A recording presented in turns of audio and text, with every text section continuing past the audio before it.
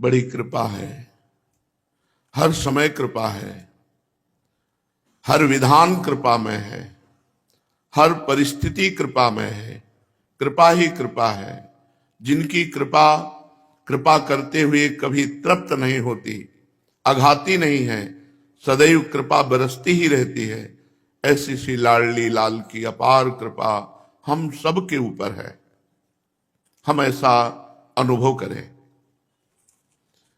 जब हम कृपा का अनुभव करते हैं तो हम प्रियालाल को प्राप्त कर सकते हैं, ऐसा उत्साह बढ़ता है। और जब हम अपनी तरफ देखते हैं तो हमारे कदम पीछे हो जाते हैं, लड़खड़ाने लगते हैं कि हमारी सामर्थ्य नहीं कि हम इन काम क्रोध लोभ आदि पर विजय प्राप्त कर लें। हमारी सामर्थ्य नहीं कि हम माया के आकर्षण से अपने को बचा पावें। तो हमें लगता है भगवत प्राप्ति बहुत कठिन है। लेकिन जब कृपा की तरफ देखते हैं तो लगता है बहुत कृपालु हैं, हम नहीं चल पाएंगे तो वो हमारे पास आ जाएंगे। ये दृढ़ विश्वास है। हमारी योग्यता नहीं है पर वो हमें अपने योग्य बना लेंगे। हम जैसे भी हैं, हे प्रिया प्रीतम, आपके हैं। बस इस कृपा का भरोसा ही हमें भगवत प्राप्ति के नजदीक ले जा रहा है। हम देख रहे हैं। विश्वास मानिए, जितना आप कृपा का भरोसा करते जाएंगे, जितना विश्वास करते जाएंगे, उतने ही आप प्रभु के नजदीक होते जाएंगे। विश्वास से बढ़कर कोई साधना नहीं है। शायद ये बात कोई बिरला ही समझता हो। प्रभु पर विश्वास कर लेने से बढ़कर कोई साधना नहीं है।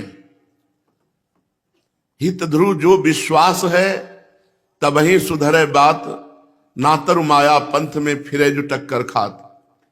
बिन विश्वास भगत नहीं, ते बिन द्रवहि न राम, और राम कृपा बिन सपने हूं, जीव न लह विश्राम।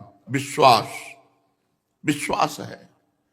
मैं नीच हूं, अधम हूं, बिल्कुल योग्य नहीं हूं।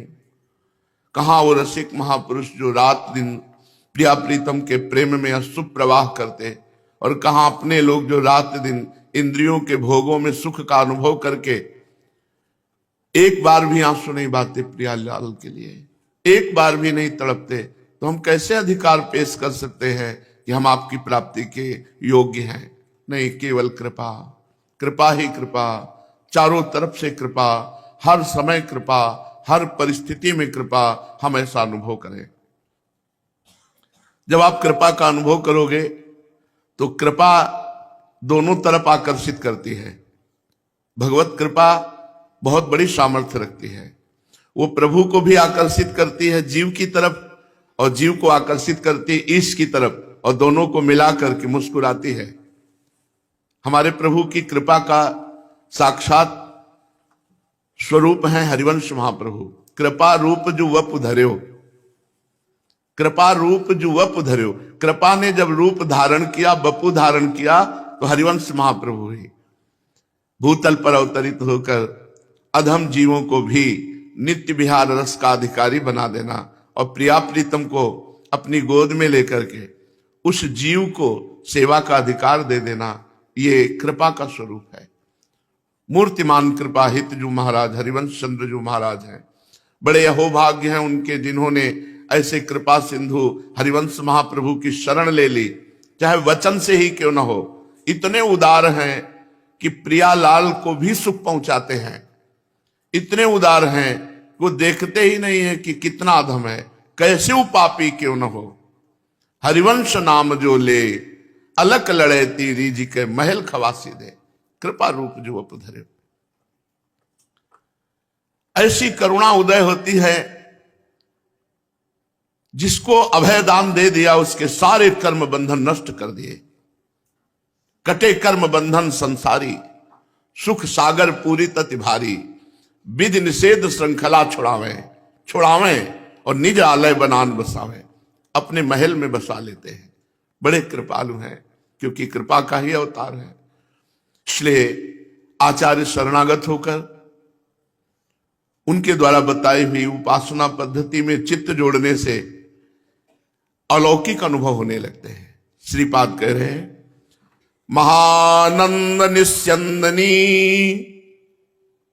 विश्वचेतो मृगावंधिनी आहा रंधिनी बंध संधे रसोन्मत्त वृंदाटवी वल्गिनी ताम हरेर दिव्य बंसी महम शीलयामी। बंसी हरिजू की बंसी, हरिवंश, हरिवंशी। कह रहे महानंद निस्यंदनी विश्व चेतो मृगाव बंधनी, विश्व के चित्त रूपी मृग को बेध करके प्रियालाल के चरणों में सदा सदा के लिए बंधन युक्त कर देना। माया बंधनों को काट करके चित्त रूपी जो चंचल चित्त है उसको बेध करके बंसीनाद प्रियालाल की आसक्ति से युक्त कर देना। और महा आनंद निस्यंदनी, महा आनंद रस बरसाने वाली श्री हरिजू की बंसी है। ये सुनने को मिलते हैं।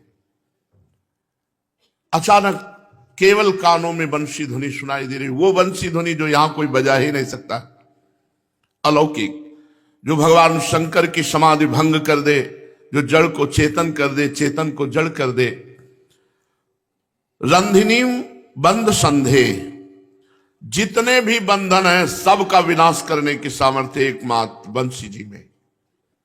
वंशी ध्वनि समस्त मोहों का, समस्त रागों का, समस्त कामनाओं का नाश कर देती है। चित्त को सदा सदा के लिए प्रियालाल में अर्पित कर देती है। महा आनंद रस का वर्धन करने वाली बंसी रसोन्मत्त, रस में उन्मत्त कर देती है। वृंदाटवी वल्गिनी ताम हरेर दिव्य बंसी महम शीलयामी। हरि की उस दिव्य बंसी का मैं ध्यान करते हुए नमन करता हूं जो वृंदावन में सदैव बजती रहती है। यहां बंसीनाद और नूपुर नाद होता रहता है। महारानी जी के चरणों का नूपुर नाद और लाल जी के अधरों पर विराजमान बंसीनाद किसी दिन तुम्हारे चित्त का अपहरण कर लेगी। यदि आप वंशी जी की शरण में हैं और वंशी जी के गाए हुए चतुरासी जी के पदों का गायन करते हैं और वंशी जी के बताए हुए नाम और मंत्र का जप करते हैं, तो ये हरिवंशी एक दिन आपके चित्त का अपहरण करके प्रियालाल की आसक्ति से युक्त करके रसोन्मत्त करके सदैव सदैव के लिए दिव्य वृंदावन वास प्रदान कर देगी। जब बंसी चित्त का आकर्षण करती है तो क्या देखने को मिलता है?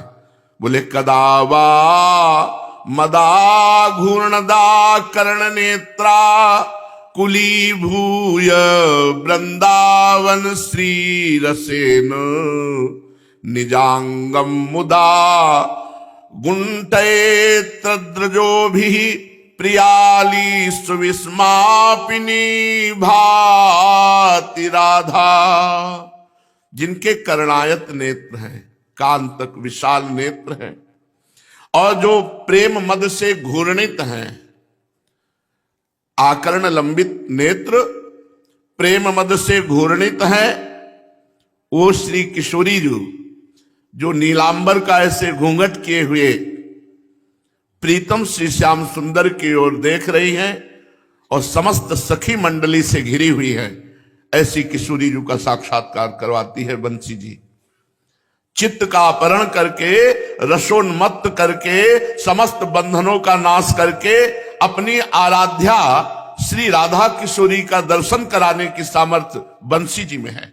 बंसी जी दर्शन कराती है। कैसे स्वामिनी जी हैं?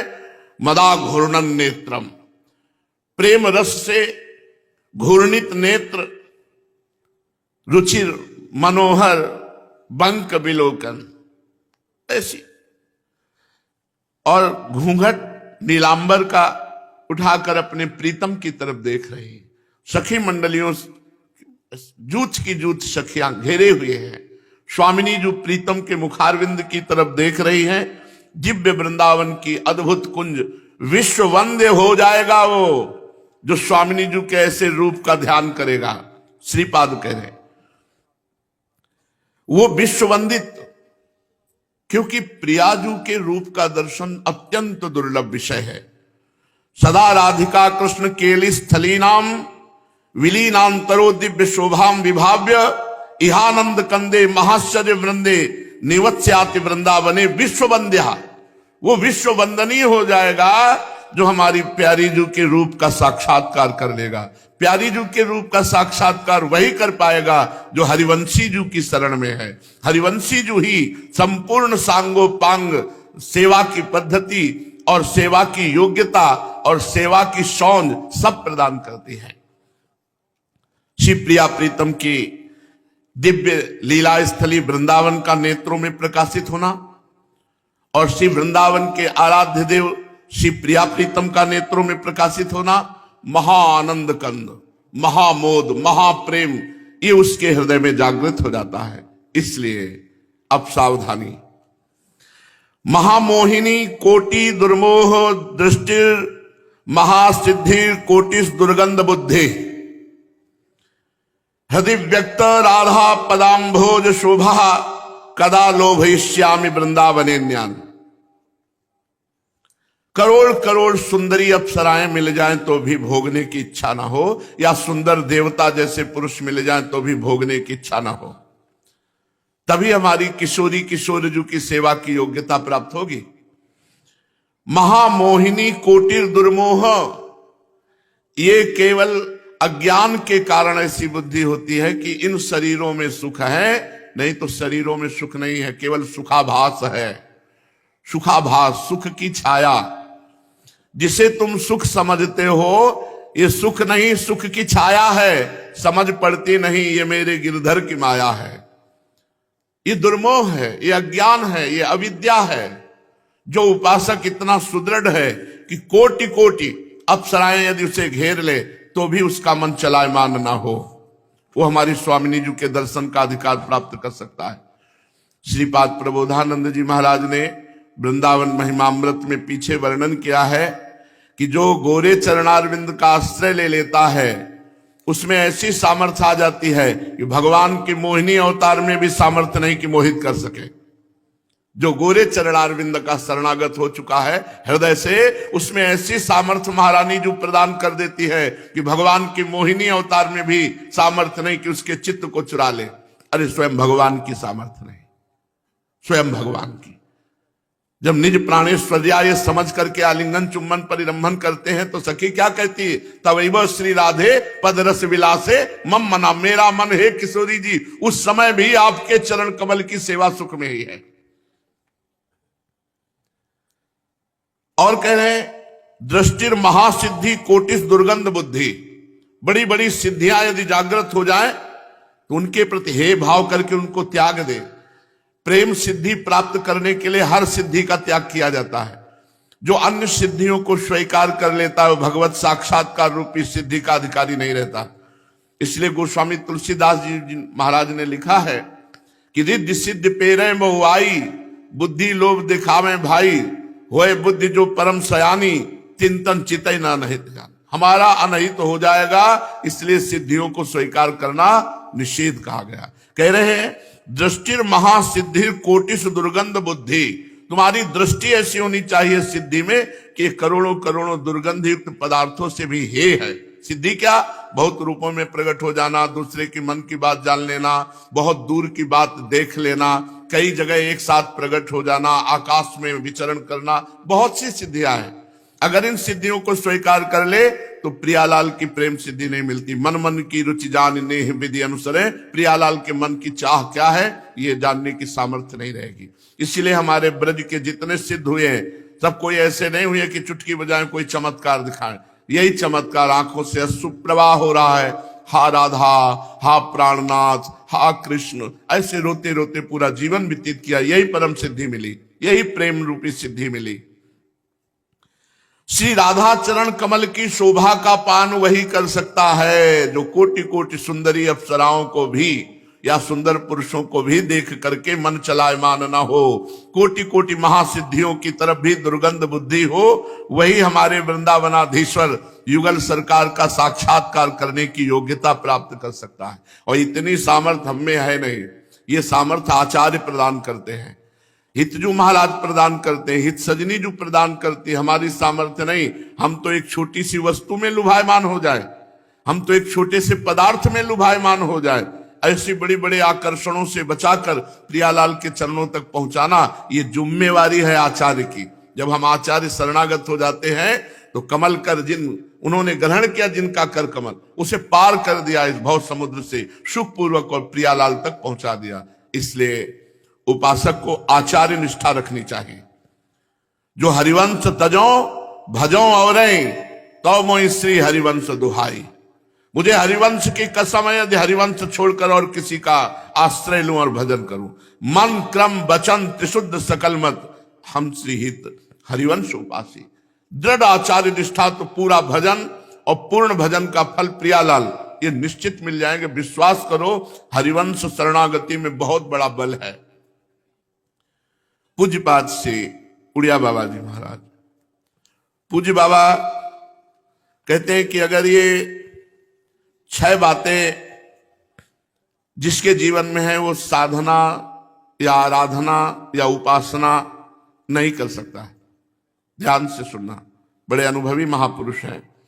पहली बात, जिसको भोग बहुत प्रिय लगते हैं, देख लो, चाहे रसेंद्री का भोग हो, चाहे जनेन्द्री का भोग हो, चाहे नेत्रेंद्री का भोग हो, चाहे श्रवणेन्द्री का भोग हो, ये सब भोग ही हैं। जिनको भोग प्रिय है वो उपासना साधना इस मार्ग में नहीं चल सकता, अध्यात्म मार्ग में। अब आप निराश हो जाएंगे। तभी हमने कहा आचार्य शरणागति। हम यह है तैरना और आचार्य शरणागति है नाव में बैठना। श्री हरिवंश प्रताप नाम नौका निज खेवक, भवसागर सुख तरत निकट हरिवंश जो सेवक। अब देखो, हमको बहुत अच्छे अच्छे पदार्थ खाने का शौक है, ये दुर्गति कर देगा, बंधन कारक है।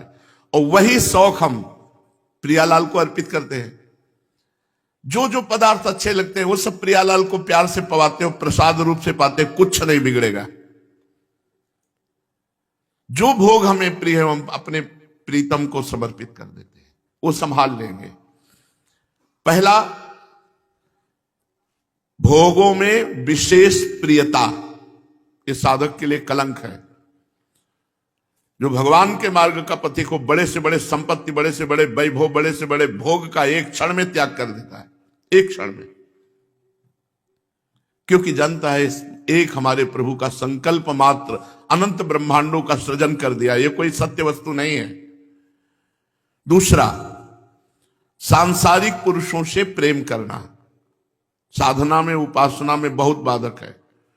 जो भोगी पुरुष सांसारिक पुरुष हैं, उनके शरीर में ऐसे परमाणु होते हैं जिससे हमें भोग प्रिय लगने लगता है, जिससे संसार की बातें अच्छी लगने लगती हैं, घर परिवार रिश्ते नाते सब सत्य लगने लगते हैं। तीसरा, बहुत बोलने का स्वभाव जिसका है, बहुत प्रपंच की बातें करने का स्वभाव जिनका है। कुछ लोगों की तो ऐसी स्थिति है कि अगर वो मिल जाए तो पिंड छुड़ाना मुश्किल हो जाए, मतलब बातें ही नहीं खत्म होती, बात ही नहीं खत्म होती, बीच में उनको प्रणाम करके चलना होता है। अच्छा महाराज, तो जो बहुत बोलने का, अगर बहुत बोलने का तो नाम कीर्तन करो, भगवान की चर्चा करो, पूरी चतुरासी जी का पाठ करो, शांत हो जाएगा वाणी का वेग। जो बहुत बोलने का अभ्यास, और चौथा, जो बहुत खाने का अभ्यास, बहुत खाने का अभ्यास से भजन नहीं होने देता, क्योंकि पूरी जीवनी शक्ति भोजन पचाने में लग जाती है। तो जो भजन के लिए हमें श्वास प्रश्वास खाली जगह चाहिए वो मिलती नहीं। ठांस के भर लिया अन्न, फिर ऊपर से पानी, तो वायु की जगह नहीं रह गई। अब श्वास प्रश्वास में बड़ी बाधा पड़ती है, तो फिर भजन नहीं होता। आराम से श्वास प्रश्वास ले सके पानी पीने के बाद, मतलब 10 रोटी खा सकते हो तो 4 रोटी खाओ और आधा पानी भर लो। पानी बहुत गर्मी शांत करता है, ब्रह्मचर्य पुष्ट करता है, पेट साफ करता है, बहुत आवश्यक है। ये नए बच्चे तो पानी पीते नहीं, अधिकतर कब्ज से बीमार रहते हैं। अभी 18-20 के हैं और कई बीमारियां लगी। उसका कारण है, जब आप 3-3.5 लीटर पानी 24 घंटे में एक शरीर को चाहिए, वो शरीर की गर्मी नष्ट करता है, पेट साफ करता है और उज्जवल कांति बनाता है। जल अत्यंत आवश्यक, क्योंकि हमारा शरीर 5 से बना है। वो 5 तत्व हमें चाहिए इस शरीर के पोषण के लिए।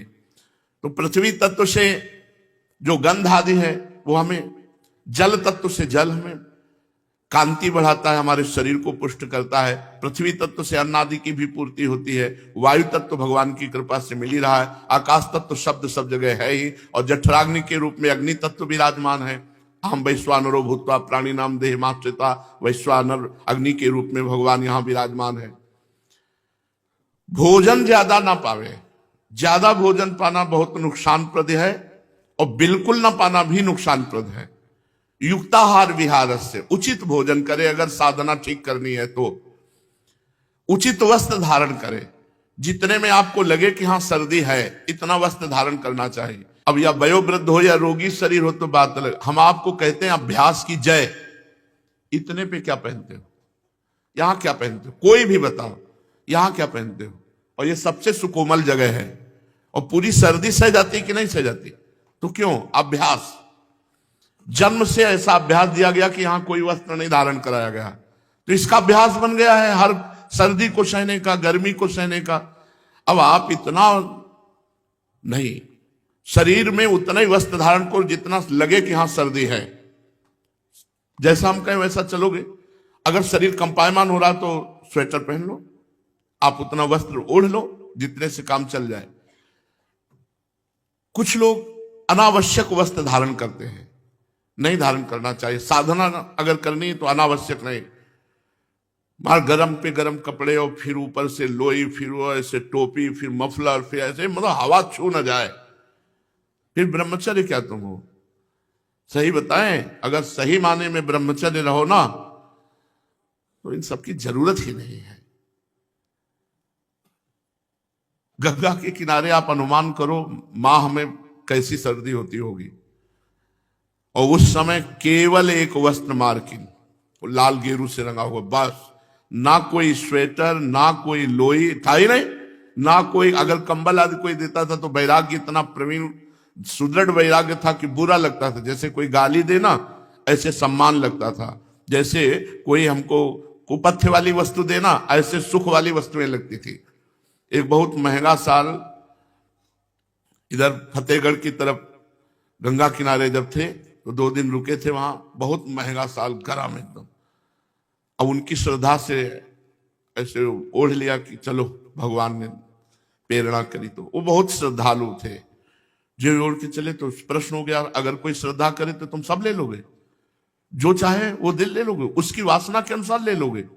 तुरंत वहां तो सब मुर्दे के पड़े ही रहते, ऐसे फेंका साल फिर ऐसे चल दी। इतना वैराग्य प्रबल था, वो स्वीकार ही नहीं करता था कुछ। अगर हम स्वीकार भी कर लें तो वैराग्य एक क्षण में उसे हटवा देता था। उतना ही भोजन, उतना ही वस्त्र, युक्ताहार विहारस्य, और उतनी ही क्रिया जितने से हमारा भगवत चिंतन न छूटे। छठदम शील विरत बहुकर्मा, निरत निरंतर सज्जन धर्मा। बहुत कर्म ऐसे उठ पटांग के ना करे जिससे हमारा चिंतन छूट जाए। और 5वां, बहुत सोना। जब आपका भजन में प्रेम हो जाएगा तो नींद ऐसे शत्रु की तरह लगेगी, दुश्मन की तरह। ये लगेगा 6 घंटे बर्बाद कर दिए व्यर्थ में। अगर हम 6 घंटे भगवत चिंतन में इंद्रियों को पुष्ट कर पावे तो नींद में क्यों ले जाएं? सच्ची कहते हैं, इस नींद रूपी दुश्मन से लड़ा गया तो है ही नहीं, है ही नहीं। बिल्कुल आप समझ लीजिए, जिद्दी स्वभाव, लड़ने का स्वभाव, किसी दूसरों से नहीं, अपने विषयों से, अपनी सुख सुविधा से लड़ना नहीं। नहीं, हमें जो गर्मी में ओढ़ते थे वही ओढ़ते हैं। अभी तक सर्दी का कपड़ा नहीं शुरू हुआ। ये हम अपने अहंकार के नहीं कह रहे। अभ्यास, पूर्वाभ्यास। जबकि किडनी फेल है, शरीर में कोई दम नहीं है, तब अगर किडनी सही होती ना तो एक ही अचला केवल बांधे होते, यही कहीं टाट पट्टी में पड़े होते। पर क्या करें, विवस्था है शरीर की, क्या वैसा ऐसा ऐसा।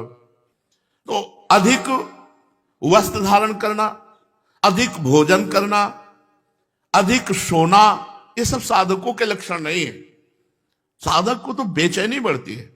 हम अपनी दिनचर्या को इतनी तीव्र बनाए कि हमारा हृदय भगवत प्राप्ति के लिए व्याकुल हो जाए, रुदन करने लगे। ये सोना ठीक नहीं, इससे लड़ो। शयन उतना ही जितना आवश्यक है उतना कर लो। श्री कृष्णानंद स्वामी जी महाराज थे, बहुत बड़े महापुरुष हुए।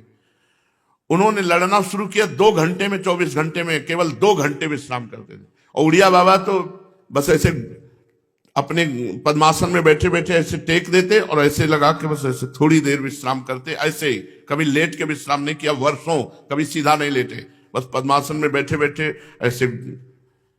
इन महापुरुषों ने माया पर विजय प्राप्त की। हम जवान शरीर होकर के बस खान पान विश्राम वस्त्र कपड़ा मिल गया इसी में राजी नहीं। छठवां, हंसी मजाक मनोरंजन करना। ये 6 बातें जिसमें होंगी वो साधक नहीं हो सकता, वो उपासक नहीं हो सकता। कौन सी? पहला, भोगों में विशेष प्रेम होना। दूसरा, सांसारिक पुरुषों से प्रेम करना। तीसरा, बहुत बोलना। चौथा, बहुत खाना। पांचवा, बहुत सोना। और छठवां, आपस में हंसी मजाक करना। 3 में माया विशेष रख दी गई है। अधिक सोना, अधिक बोलना, अधिक खाना, इसमें विशेष माया। अधिक खाओगे, अधिक बोलोगे, अधिक सोओगे, भजन में रुचि नहीं रह जाएगी। जब रात रात भर जग कर भजन होता है तब साय मचती है, वही मंत्र वही नाम गूंजता है।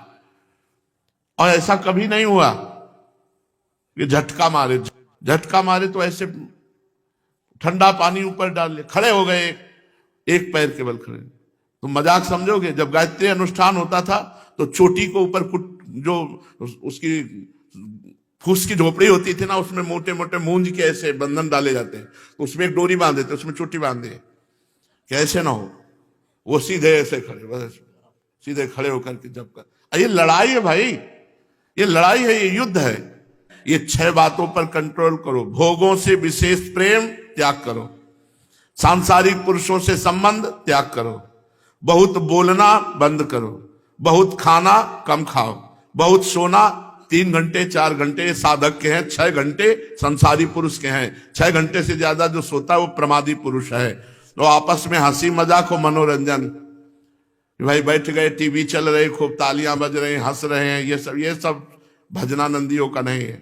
अरे वो टीवी देखे कि अपने हृदय में अंतर्मुख परमात्मा को देखे, बाहर के संसारिक पुरुषों को देखे या परम पुरुष परमात्मा को देखे। साधक को देखना चाहिए कि मैं साधक हूं। जब ये तुम्हें याद रहेगा मैं साधक हूं तो आप होश में रहोगे। जब ये भूल जाते हो तब ये बात होती है